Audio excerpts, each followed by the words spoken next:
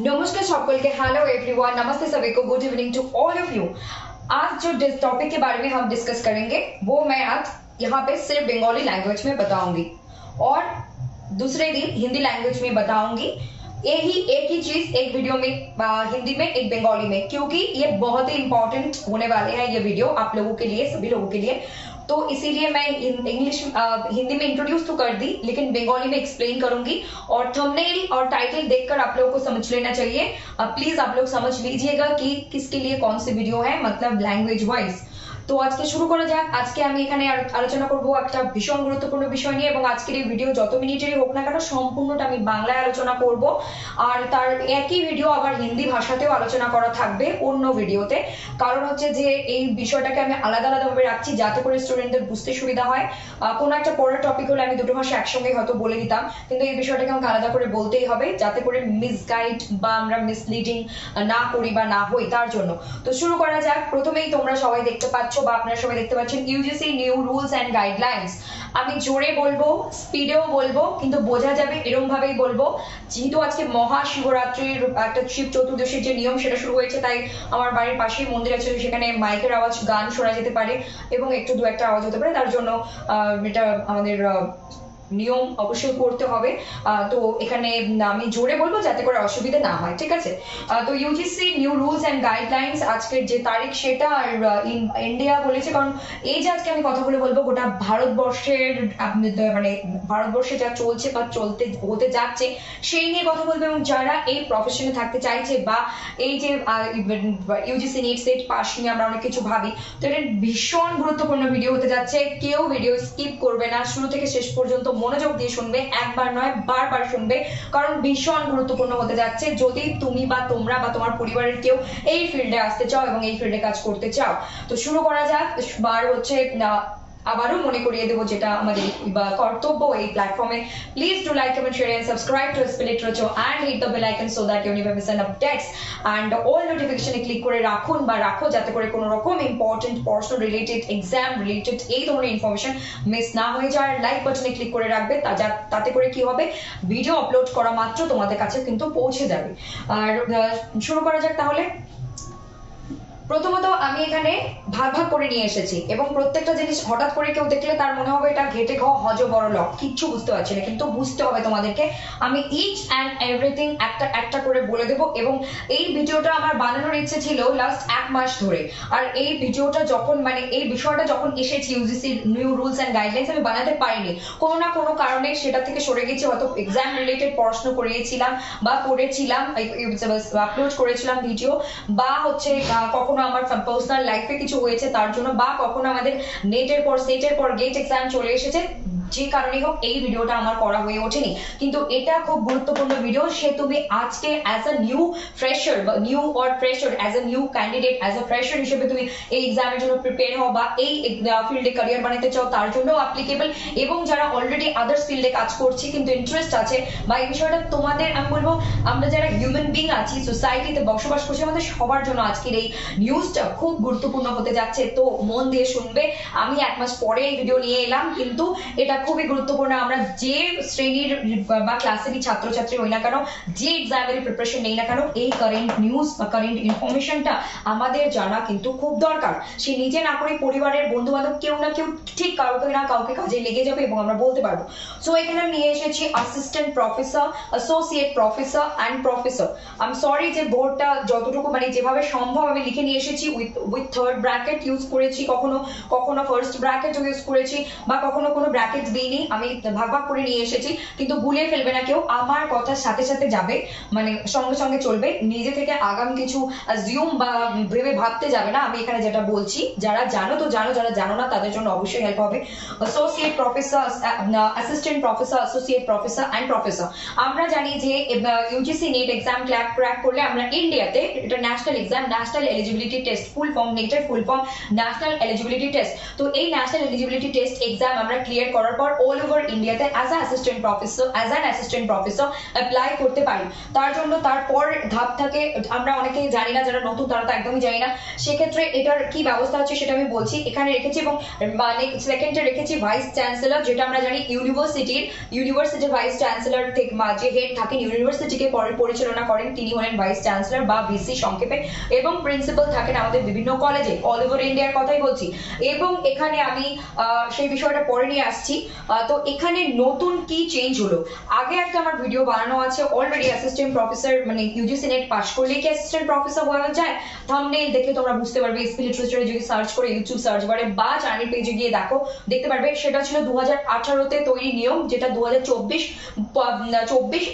অবধি অ্যাপ্লিকেবল ছিল, কিন্তু 25-এ নতুন নিয়ম নিয়ে এলো ইউজিসি। কিন্তু নতুন নিয়ম আসতে আসতে কি সেটা লাগু হবে বা অ্যাপ্লিকেবল হবে সেটা পরের বিষয়, কিন্তু কি নিয়ম নিয়ে এলো সেটা আমাদের জানা এই মুহূর্তে খুব গুরুত্বপূর্ণ, জানতে হবে। তো সেটা কি হলো, এখানে হচ্ছে ভিসিদের কথা বললাম, মানে আমি এটা বলছি অল ওভার ইন্ডিয়াতে যে অ্যাসিস্ট্যান্ট প্রফেসর আমরা ইউনিভার্সিটিস যে আছে সেক্ষেত্রে, এবং এই নিয়মগুলো আমি বলতে পারি যে ডেফিনেটলি আইআইটিস অ্যান্ড এনআইটিস এগুলোর ক্ষেত্রেও অ্যাপ্লিকেবল হবে কিছু বিষয়। ডেফিনেটলি প্রসেস তো থাকে প্রত্যেকটা ইনস্টিটিউশন আলাদা আলাদা। Multidisciplinary inclusivity and flexibility. Multidisciplinary মানে এক নয় একাধিক দৃষ্টিভঙ্গি থেকে দেখা, একাধিক দিককে নিয়ে আসা। ইনক্লুসিভিটি মানে অন্তর্গত বা অন্তর্ভুক্ত করা, অ্যান্ড ফ্লেক্সিবিলিটি মিন্স নমনীয়তা বা ফ্লেক্সিবল। আমরা বলি যে জলকে যেরকম আমরা গ্লাসে ঢালে গ্লাসের আকার ধারণ করে, বোতলে ঢাললে জলের বোতলের আকার ধারণ করে, বালতিতে রাখলে বালতির মতো, গামলাতে থাকলে গামলার মতো, যে পাত্রে আমরা জলকে রাখি জল সেই পাত্রের আকার ধারণ করে, ঠিক সেরকমই নমনীয় ভাবে ফ্লেক্সিবিলিটি থাকতে হবে। আর হচ্ছে কি হলিস্টিক ডেভেলপমেন্ট মানে হচ্ছে সার্বিক উন্নয়ন। এই তিনটে মিশ্রণে বা এই তিনটের সংমিশ্রণে আমরা যেটা ফলাফল পাবো সেটা হবে হলিস্টিক ডেভেলপমেন্ট মানে সার্বিক উন্নয়ন। তো শুরু করা যাক। তো বিষয় হচ্ছে যে নিয়ম এখানে চেঞ্জেস ফ্রম 2018 to 25, মানে 18তে যে নিয়ম ছিল সেখান থেকে 2018 থেকে 2025 আস্তে আস্তে আমরা কি নতুন নতুন নিয়ম এখানে পেলাম সেটাতে আমাদের বিশেষ দৃষ্টি আরোপ মানে দৃষ্টি প্রদান করতে হবে, দৃষ্টি আমাদের রাখতে হবে এখানে। তো শুরু করা যাক। বিষয় হচ্ছে যে আমরা এতদিন জানতাম যে এগুলো BA, MA, MSc, MCom, others, মানে কিন্তু এই আদার্স এর মধ্যে কিন্তু আমরা এতদিন অবধি জানি ইউজিসি নেটে 83টা সাবজেক্ট অন্তর্ভুক্ত ছিল, কিন্তু কারেন্ট বা রিসেন্টলি আমরা দেখেছি 85টা সাবজেক্ট ইনক্লুডেড হয়েছে, নতুন সাবজেক্ট এসেছে, ছিল না হয়তো, কিন্তু যার যেটা সাবজেক্ট, এবং আমরা অ্যাজ আ ক্যান্ডিডেট হিসেবে সবগুলো একবার চোখ বুলিয়ে নিতেই পারি, মনে নাও থাকতে পারে, কিন্তু অ্যাজ আ বেসিক আইডিয়া নেওয়ার জন্য কিন্তু আমরা কিন্তু দেখতেই পারি। তো বিএরও আমরা গ্র্যাজুয়েশনেরও নিয়ম কিন্তু এই যে 2023 থেকে আমরা নিয়ম চেঞ্জ দেখলাম, মানে এখন থেকে পোস্ট গ্র্যাজুয়েশন 4 বছরের এবং পোস্ট গ্র্যাজুয়েশনের নিয়মের মধ্যে চেঞ্জেস এসেছে, আর এগুলো সব ইন্টারকানেক্টেড, তাই আমাকে একটু করে এখানে বলতেই হচ্ছে। এবং এমএ, আগে যেমন আমরা বিএ আমরা করেছি 3 বছরের গ্র্যাজুয়েশন, 3 বছরের গ্র্যাজুয়েশন, 2 বছরের পোস্ট গ্র্যাজুয়েশন, টোটাল 5 ইয়ার্স। তারপর এমএসসি, এমকম এর ক্ষেত্রেও কিন্তু তাই ছিল। তারপর হচ্ছে কি আমি এখানে ইউজিসি নেটের যে নিউ রুলস সেটা কারণ এলাম, এটা কিন্তু শুধুমাত্র ইউজিসি নেটের জন্য অ্যাপ্লিকেবল হবে না, এটা কিন্তু সায়েন্সের স্টুডেন্ট সিএসআইআর নেটের ক্ষেত্রেও অ্যাপ্লিকেবল হবে। কারণ হচ্ছে যে আমরা জানি কমার্স আছে আর সরি যে আমি মানে হচ্ছে যে এতগুলো লিখতে আমি একটু মিস্টেক করে ফেলেছি, সেটা হলো এমএসসি তে এমআরসি হবে না, এমএসসি মানে হচ্ছে এই যে মাস্টার্স ইন সায়েন্স, আর সায়েন্সের সংক্ষেপে হলো কি এসসি। সরি, যাক আমার চোখ পড়ে গেল, ইটস ওকে, এরকম ভুল হওয়াটা স্বাভাবিক, মানুষ মাত্রই। ডিফারেন্ট সাবজেক্টস, এনিথিং প্রজেক্ট সেটা পরে বলছি। ডিফারেন্ট সাবজেক্ট এখানে হচ্ছে যে আমরা জানতাম যে ইংরেজি বা অঙ্ক বা ইউজিসি নেটের যতগুলো সাবজেক্ট ছিল, কারণ এই যে জবে থেকে ইউজিসি নেট এক্সাম শুরু হয়েছে বিগত যত বছর ধরে 25-30 বা তারও বেশি ধরে, আমি এক্সাক্ট এই মুহূর্তে সময়টা বলতে পারছি না, যাই হোক, তো তখন থেকে শুরু করে যে একবার এই যে 83টা সাবজেক্ট ইন্ট্রোডিউস হয়েছিল ইউজিসি নেট এক্সামের ক্ষেত্রে, তা কিন্তু নয়। দিনের দিন মানুষ তার চিন্তাধারা ভাবনার দ্বারা ডেভেলপ করেছে, ও অনেক কিছু ভেবেছে, তারপর আস্তে আস্তে নতুন নিয়ে এসেছে, রিসার্চ করেছে, সেটা যে কোনো ফিল্ডে। তারপরে কিন্তু সে যেমন ওষুধের আবিষ্কার হয়েছে, যেমন ট্রিটমেন্টের আবিষ্কার হয়েছে, অনেক দুরারোগ্য রোগের ব্যাধির ওষুধ ছিল না, এখন সেগুলো পাওয়া যায়, ঠিক সেরকমই 83টা সাবজেক্ট কিন্তু ইউজিসি নেটের ক্ষেত্রে একদিনে ইন্ট্রোডিউস হয়নি, সেটা কিন্তু সময় লেগেছে, মানুষে নিয়ে এসেছে অনেকটা দিনের তাদের কঠোর পরিশ্রম, অভিজ্ঞতা এবং তাদের রিসার্চ গবেষণা করে নিয়ে এসেছে। ঠিক সেরকমই যে আগে আমরা জানতাম যে ইংরেজি হোক, অঙ্ক হোক, ভূগোল হোক, বাংলা হোক, যাই হোক, ওই সাবজেক্টে আমাকে গ্রাজুয়েশন করতে হবে, তারপর আমাকে এমএ করতে হবে, এবং আগে মানে মিনিমাম 25 বছর আগের কথা যদি আমি বলি, মিনিমাম ইন জেনারেল 20-25 বছর আগের কথা, বা হ্যাঁ 20-25-30 বছর আগের কথা বলি, তখন হয়তো এই যে নেট এক্সামটা ছিল না, তখন হয়তো এডুকেশনাল কোয়ালিফিকেশন যে ছিল সেই অনুযায়ী ডেকে ডেকে চাকরি দেওয়া হতো। যেমন আমাদের ঠাকুরদাদার আমলে, আমার ঠাকুরদাদা বা আমাদের দাদাদের আমলে কিন্তু তাদের এডুকেশনাল ডিগ্রির থেকে টেনে নিয়ে এসে প্রাইমারি স্কুল, হাই স্কুলগুলোতে টিচার বানিয়ে দেওয়া হতো, হেড টিচার বানিয়ে দেওয়া হতো। কিন্তু ধীরে ধীরে কম্পিটিশন বাড়তে শুরু করলো, মানুষ অনেক উন্নত হতে শুরু করলো, এবং পুরো সিস্টেমের মধ্যে সব ফিল্ডে চেঞ্জেস আসতে শুরু করলো। ঠিক আছে, তো সেরকম এখন আমি এখন দেখে মানে বিজনেস ফিল্ড মানে আমরা মনে করি যে একটা দোকান খুলে বসলাম ইন জেনারেল, বা আমরা নর্মালি যেটা জানি, একটা দোকান খুলে বসলাম, চায়ের দোকান বা পানের দোকান বা গালামালির দোকান বা গ্রসারি আইটেম যে কোনো যেটা বসলাম, আমার হয়ে গেল business. Not like that. Business field মানে হচ্ছে এগুলো তো যারা মানে যেটা সমাজের শ্রেণীর বা স্তরে ভাগ ভাগ আছে, কেউ নিজে গিয়ে দোকানে বসছে, কেউ লোক চালাচ্ছে, কেউ বিজনেস। তো বিজনেস ফিল্ড মিনস হচ্ছে যে বিজনেস নিয়ে তো আমরা কমার্স নিয়ে পড়াশোনা করি, মার্কেটিং এর অন মাল্টি ডিসিপ্লিনারি ফিল্ড আছে। তো বিজনেস ফিল্ডের যদি কোনো স্টুডেন্ট থেকে থাকে বা কেউ বিজনেস ফিল্ডে তার এক্সপিরিয়েন্স আছে, সে যদি চায় এই ফিল্ডে আসতে, ডেফিনেটলি আসতে পারে। অন্টারপ্রেনিয়ার মিনস কিন্তু অন্টারপ্রেনিয়ার মানে শুধু কিন্তু মোটিভেশনাল স্পিকার নয়। অন্টারপ্রেনিয়ার মানে যার মধ্যে ঝুঁকি নেওয়ার প্রবলতা আছে এবং নিতে পারে এবং সে কাজ করতে পারে ঝুঁকি নিয়ে, তাকে আমরা বলে থাকি অন্টারপ্রেনিয়ার। তো অন্টারপ্রেনিয়ার কিন্তু সেটা বিজনেসম্যানও হতে পারে, অন্টারপ্রেনিয়ারকে আমরা বিজনেসম্যানও বলতে পারি, সার্ভিসম্যানও বলতে পারি, আদার সোশ্যাল ওয়ার্ক করা ম্যানকেও বলতে পারি, কিন্তু তার একটা ক্যাপাবিলিটি এবং তার একটা যোগ্য মানে তার একটা ধারণ করার ক্ষমতা আছে যে সে ঝুঁকি নিয়ে তার ফিল্ডে সে অনেকটা এক্সিলেন্স নিয়ে আসতে পারে, প্রচুর পরিশ্রম, অধ্যবসায়ের দাগ। ঠিক আছে, আর হচ্ছে আদার্স, এনি আদার ফিল্ডস মানে হচ্ছে এখন বিষয়টা এরকম দাঁড়িয়ে গেছে যে ইউজিসি নেটের নিউ গাইডলাইন্স যেটা এসেছে যে শুধু জেনারেল লাইন মানে বিএ করেছে, এমএ করেছে বা গ্রাজুয়েশন, পোস্ট গ্রাজুয়েশন কমপ্লিট করেছে, তারপর নেট এখন যেটা চলছে লাস্ট বিগত 20-25 বছর ধরে বা তারও বেশি, যে নেট আছে, সেট আছে, এগুলো কোয়ালিফাই করো, অ্যাসিস্ট্যান্ট প্রফেসর ইন্টারভিউ দাও, চাকরি পেয়ে যাও, অ্যাসিস্ট্যান্ট প্রফেসর হয়ে গেলে। আগে ছিল, বাট 2025-এ আমাদের কাছে নিয়ে এলো ইন্ডিয়ার UGC net rule, UGC university grants commission new rules নিয়ে এলো। কি নিয়ে এলো? আমাদেরকে বলা হচ্ছে যে তোমাদেরকে আমরা এখন একটা সিস্টেমেটিক যে ছিল সেই অনুযায়ী সীমাবদ্ধ রাখবো না, আমরা এখন এই যে সিস্টেম একটা ছিল এই বলয়টাকে ভেঙে বেরিয়ে আসবো। কিরকম ভেঙে বেরিয়ে আসবো? তোমাদের এই ভিডিওটা বুঝতে সুবিধা আরো বেশি হবে যখন তোমরা একটা ভিডিও দেখবে এস লিটারেচারে যে ইউজিসি নেট কোয়ালিফাই করলে কি অ্যাসিস্ট্যান্ট প্রফেসর হওয়া যায়, ওখানে আগের নিয়মগুলো বলা ছিল। তারপর যদি এই ভিডিওটা দেখো তাহলে কম্পেয়ার করলে অনেকটা বুঝতে পারবে, সুবিধা হবে। তবুও আমি এখানে এমন ভাবেই বলছি যাতে করে তোমরা বুঝতে পারো। নেক্সট এগুলো গেল, তারপর হচ্ছে যে এগুলো বললাম। এখন হচ্ছে আসি আমরা উইথ নেট, উইথ নেট মানে কি? এখন নেট এক্সাম তো এখনো আছে, ইন ফিউচারও থাকবে, তারপর অদূর ভবিষ্যতে কি হবে আমরা কেউ জানি না। তো উইথ নেট মানে তুমি নেট থাকলেও এই ফিল্ডে আসতে পারো, উইদাউট নেট তাও তুমি আসতে পারো। এখানে উইদাউট নেট মানে হচ্ছে net is not compulsory to become an assistant professor, মানে একজন অ্যাসিস্ট্যান্ট প্রফেসর হওয়ার জন্য এখন 2025-এর নিয়ম অনুযায়ী নেট থাকতেই হবে, এটা কম্পালসারি নয়। তারপরে কি? উইথ পিএইচডি তোমার আছে, you can apply for assistant professorship, এবং উইদাউট পিএইচডি না থাকলেও তুমি এই ফিল্ডে আসতে পারো। কিভাবে? এটা কিরকম হলো? আগে তোমরা জানতাম লাস্ট যে 25-30 বছর ধরে নিয়ম চলছে, সেটা হঠাৎ করে কি হয়ে গেল? কেন এখন net?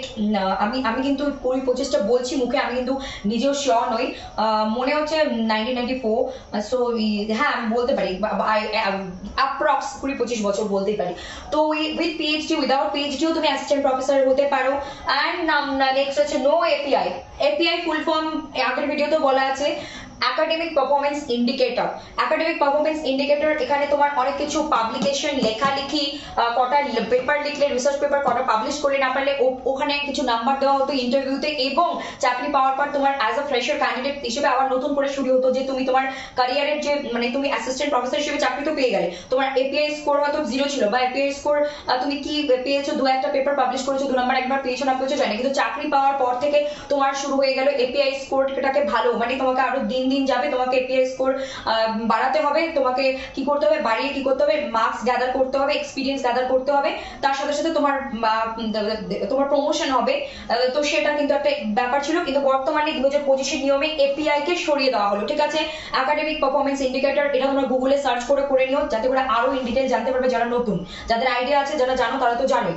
R with PhD, without PhD, এগুলো গেল, মানে এগুলো গেল কি বলতো, বলুন তো বা বলো তো, এগুলো গেল এই যে এই ফিল্ডে আসবো, UGC assistant professor all over ইন্ডিয়াতে হতে চাচ্ছি, এইগুলো সব রাস্তার মাধ্যমে তুমি এই রাস্তা দিয়েও যেতে পারো, এই রাস্তা মানে এটা তো আলাদা, মানে সেটার পরে বলছি, তুমি এই রাস্তা দিয়েও যেতে পারো, এই রাস্তা দিয়েও যেতে পারো, এগুলো সব রাস্তা, যে রাস্তা দিয়ে হেঁটে গিয়ে তুমি একটাই গন্তব্যস্থলে পৌঁছবে, সেটা হলো ইউজিসির যে অ্যাসিস্ট্যান্ট প্রফেসর, এই রাস্তায় তুমি আসতে পারো সবগুলো দিয়ে। কিন্তু এটা আমি ডিফারেন্টলি বলছি, vice chancellor, VC, never principal. একটা কথা এখানে বলছি, যেটা সত্যি কথা, এখানে আমি কোনো রকম কোনো সংস্থাকে বা কোনো ব্যক্তিকে কোনো রকম কোনো ইন্টেনশনালি বা নেগেটিভলি বা কোনো রকম কোনো কথা বলছেন, সবার প্রতি সম্মান রেখে আমি সবসময় ভিডিও বানাই, এখনো বানাই, ইন ফিউচারও বানাবো। তো এখানে বলা হচ্ছে ভাইস চ্যান্সেলর, ভিসি, প্রিন্সিপাল, এগুলো না আগে একটা মানে পলিটিক্যাল বা রাজনৈতিক একটা ইস্যুর উপর বা রাজনৈতিকের ব্যক্তিত্বের উপর, কর্মের উপর ভিত্তি করে এখানে এন্ট্রি দেওয়া হতো ভিসিদের। আর প্রিন্সিপাল হওয়ার জন্য তো আগের কথা বলছি, আর প্রিন্সিপাল হওয়ার জন্য তো এক্সাম, যেরকম আমরা অ্যাসিস্ট্যান্ট প্রফেসরে ওরকমই এক্সাম আছে, ওখানেও প্রসেস আছে, কোন কোন ইউনিভার্সিটি বা কলেজে ছাড়ছে সেই অনুযায়ী আমরা কিন্তু ইউনিভার্সিটির আন্ডারে কোন কলেজে ছাড়ছে সেই অনুযায়ী যারা অ্যাপ্লিকেবল তারা অ্যাপ্লাই করে তাদের ইন্টারভিউ বা যা প্রসেস আছে সেটা ফলো করেন, তারপর কোনো কলেজে বা কোনো ইনস্টিটিউশনে যেখানে অ্যাপ্লাই করা হয় সেখানে ওনারা যোগ্যতা প্রমাণ করে, যোগ্য প্রমাণ হয়ে গেলে ওনারা কিন্তু প্রিন্সিপাল হিসেবে ইন্টারভিউ দিতে পারেন। কিন্তু এগুলোর ক্ষেত্রেও হচ্ছে, তুমি যদি এখন এগুলোতে অ্যাসিস্ট্যান্ট প্রফেসরের পাশাপাশি তুমি যদি কোনো ইউনিভার্সিটি বা কোনো একটা ইনস্টিটিউশনে এবং প্রিন্সিপাল হতে চাও বা ভাইস চ্যান্সেলর হতে চাও, তোমার এগুলো সবকিছু মিলিয়ে তুমি মানে মাল্টিপল রাস্তা দেওয়া হলো, যে তুমি বলে না যে সেই গন্তব্যস্থলে পৌঁছবো, বাড়িতে পৌঁছবো, এই দিক দিয়েও যাওয়া যায়। আর মানে একটা জায়গা পৌঁছতে গেলে যেমন আমরা আমাদের যে আমি as an example বলতে পারি, এনজেপি নিউ জলপাইগুড়ি স্টেশনের কথা বলছি।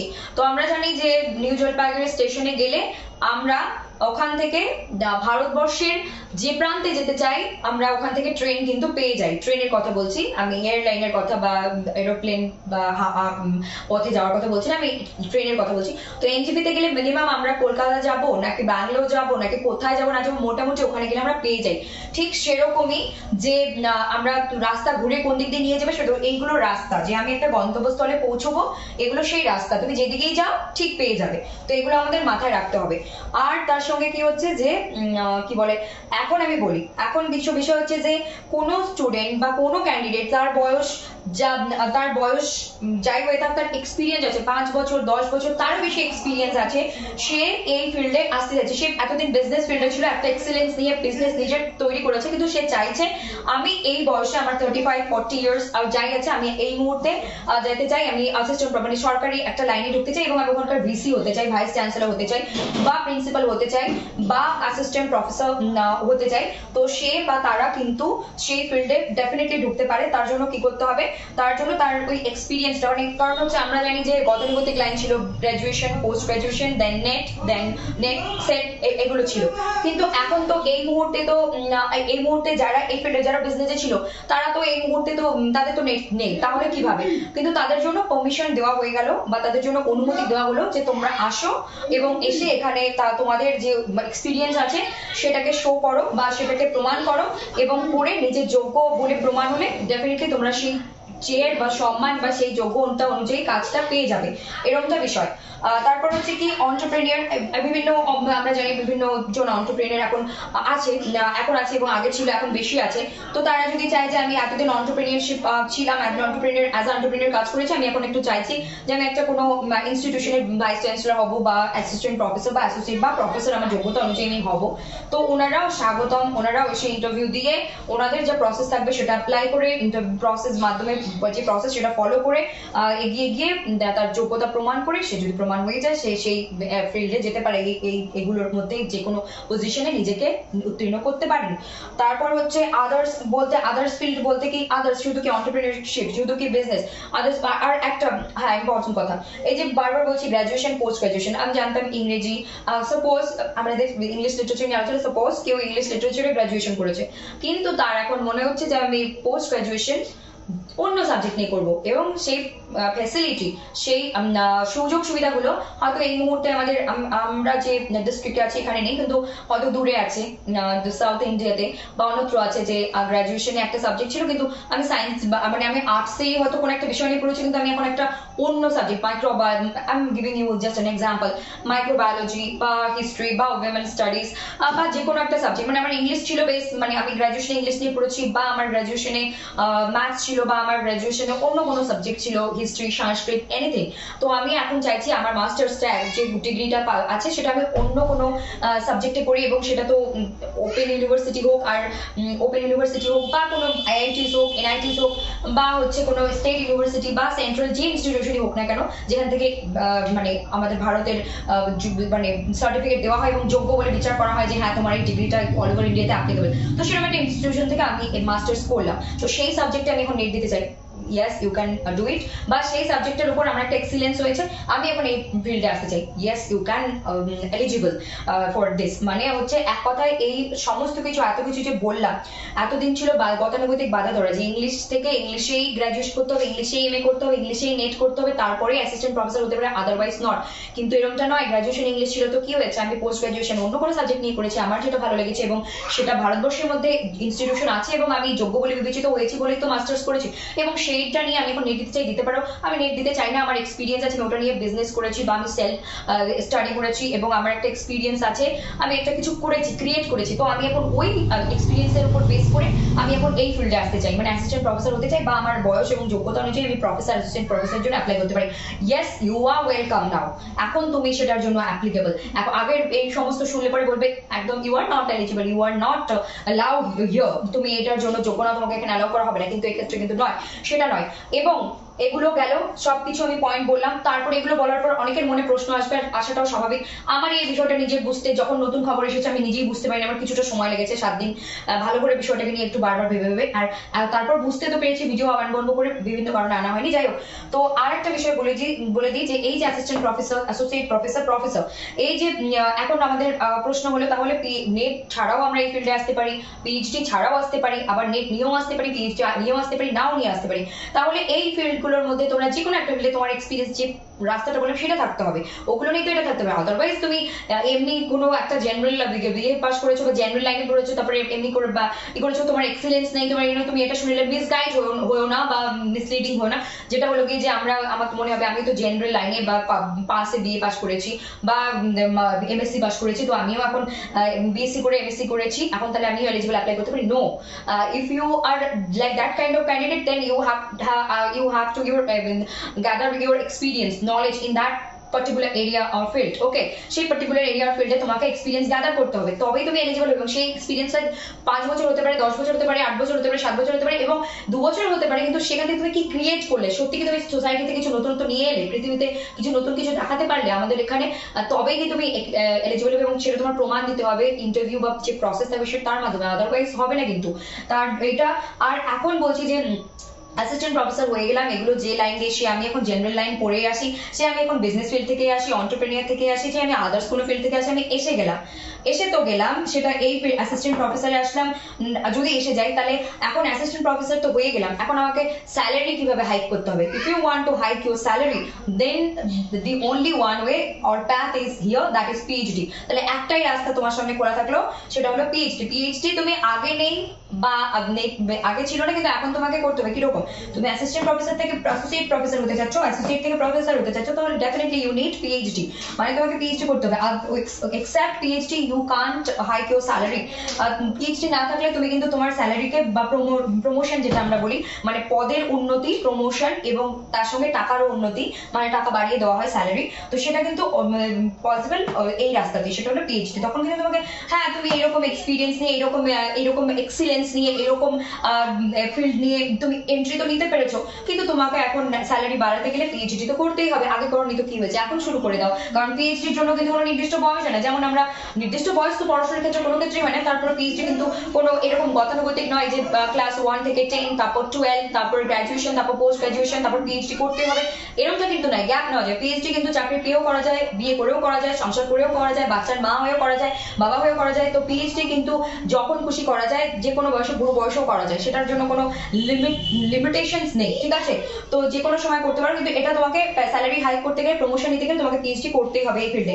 আরেকটা পয়েন্ট খুব ইম্পর্টেন্ট, এটা গেল পিএইচডি বা নেটের কথা। নেট তো যারা পায়নি বা যাদের এক্সপিরিয়েন্স তারা ঢুকে গেল, হ্যাঁ, কিন্তু যারা এই যে ইন জেনারেল আমাদের মতো ক্যান্ডিডেট বা আরো যারা আপকামিং আসছে তাদের জন্য অবভিয়াসলি নেট কিন্তু এটাকে তো মাথায় রাখতে হবে। এটা একটা যেমন ইম্পর্টেন্ট স্যালারি হাইকের জন্য, আর একটা ইম্পর্টেন্ট পয়েন্ট হলো নেট, ইউজিসি নেট।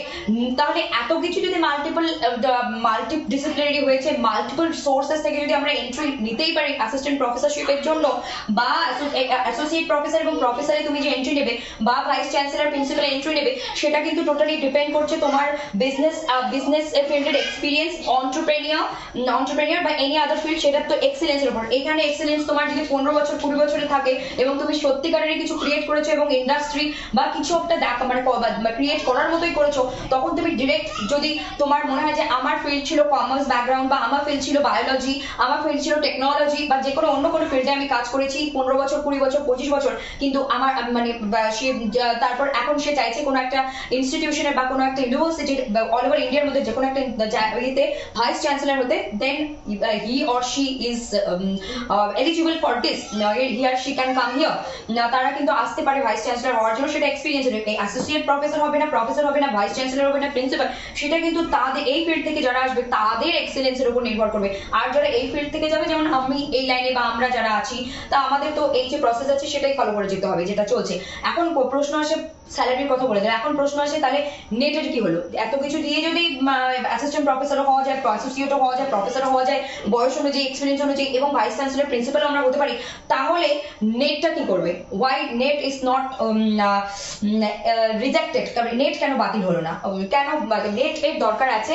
কারণ হচ্ছে যে যারা যারা গ্রামে শহরে অল ওভার ইন্ডিয়াতে যারা পড়াশোনা করছে, ছেলেমেয়েরা, বাচ্চা ছোট ছোট ছেলেমেয়েরা বড় হচ্ছে, তাদের জন্য রাস্তা এই যে এগুলো আছে, এবং তার সঙ্গে নেট কিন্তু থাকছে। উইথ নেট কিন্তু তোমাদের জন্য থাকছেই। তাহলে কি বিষয় হচ্ছে যে নেট বাতিল হয়নি এখনো পর্যন্ত, যবে থেকে শুরু হয়েছে আজ পর্যন্ত আছে, ইন ফিউচারে থাকবে। যদি নেটে কোনো রকম চেঞ্জেস আসে বা হচ্ছে তোমার কোনো রকম নেগেটিভ মার্কিং আসে, সেটা আমরা পরে আলোচনা করব যখন নিউজ আসবে। কিন্তু ফর নাও এই মুহূর্তে এরকম কোনো খবর নেই নেটের বিষয়ে যে নেট এক্সাম হবে না বা নেটের নেগেটিভ মার্কিং আছে, এগুলো নিয়ে কোনো প্যানিক করার, বা এগুলো আমি জাস্ট এমনি তুলে ধরলাম উদাহরণ হিসেবে। সবটাই কোনটা হচ্ছে সেটাও যেমন বললাম, কোনটা হচ্ছে না সেটাও বললাম, যাতে করে আমরা ক্লিয়ার কাট একটা কনসেপ্ট নিয়ে, আমাদের ধারণা নিয়ে, আমরা যেন পরিষ্কার পরিচ্ছন্ন একটা ধারণা নিয়ে যেন এই ফিল্ডে এগিয়ে যেতে পারি, বা আমরা যেন ভাবতে পারি পরবর্তীতে কি করবো, তার জন্য বললাম। তো নেট কিন্তু কম্পালসারি, লাইক দ্যাট স্যালারি হাইকের জন্য পিএইচডি নেট কম্পালসারি ছিল, আছে, থাকবে। কাদের জন্য? যারা এই ধরনের ফিল্ড থেকে আসছে তাদের জন্য কম্পালসারি দেওয়া হয়নি, সেটা তো তাদের এক্সপিরিয়েন্স, সময়, এক্সিলেন্সের উপর নির্ভর করছে। কিন্তু এই যারা এই ধরনের আমাদের মতো স্টুডেন্ট, তাদের জন্য ডেফিনেটলি এই রাস্তায় চলছে। অল ওভার ইন্ডিয়াতে কতগুলো প্রাইভেট ইনস্টিটিউশন, কতগুলো স্টেট এইডেড, কতগুলো পুরোপুরি সরকারি, কতগুলো আধা সরকারি, সম্পূর্ণ সরকারি কোন কোন institution, IITs, NITs, central universities and state universities এবং প্রাইভেট ইউনিভার্সিটি কলেজেস যা যা আছে, সবখানে কিন্তু এটার কিন্তু গুরুত্ব ছিল, আছে, থাকবে এখনো পর্যন্ত। ঠিক আছে, এই দুটো কনসেপ্ট ক্লিয়ার করো। এখন যেটা একদম সব শেষে আরেকটা, এই যে এপিআই একটা বাদ চলে গেছে, এটাও একটা কিন্তু মনে রাখার মতো স্টার মার্ক দিয়ে রাখছি, মানে এগুলো মনে রাখতে হবে আমাদের। এই বিষয়গুলো কিন্তু আমাদেরকে মনে রাখতে হবে, এই বিষয়গুলো যাতে করে আমরা ভুলে না যাই। ঠিক তেমনি এখন আরেকটা, এগুলো সবকিছুর একটা যে জিস্ট বেরিয়ে এলো একদম।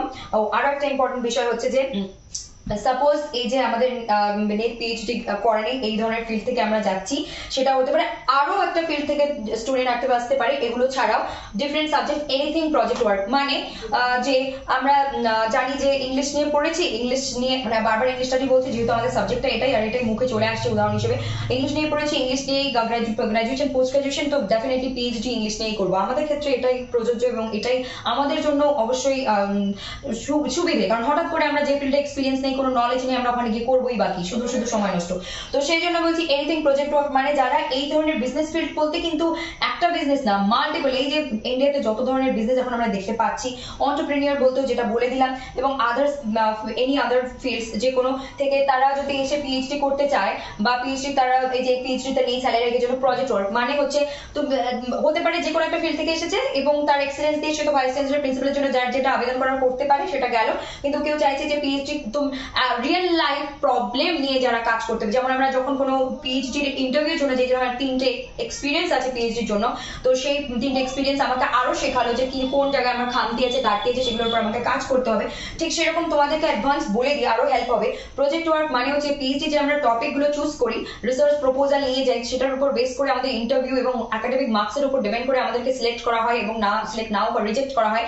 তো সেরকম প্রজেক্ট ওয়ার্ক মানে হচ্ছে সেটা এনভায়রনমেন্ট হতে পারে, সেটা বায়োলজি হতে পারে, সেটা এরকম হিউম্যানিটিস এন্ড সোশ্যাল সায়েন্সের মানে ইংলিশ বা সোশিওলজি, সাইকোলজি, ফিলসফি, এই ধরনের ইকোনমি, এই ধরনের সাবজেক্টেও হতে পারে, বা হচ্ছে যে কোনো বিষয় হতে পারে যে প্রজেক্ট ওয়ার্ক তুমি